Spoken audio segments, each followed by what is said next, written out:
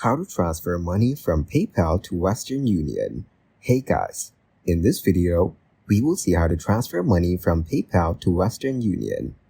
Transferring money from PayPal to Western Union isn't straightforward since they aren't directly connected.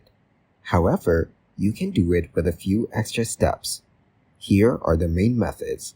The first method is to transfer via bank account.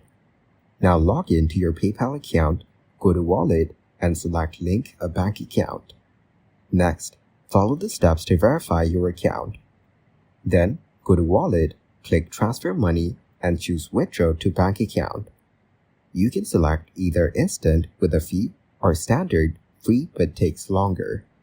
Once the money is in your bank account, use it to fund your Western Union transfer. The other method is to use a PayPal debit card. To get a PayPal debit card, apply for a PayPal debit card if you don't already have one.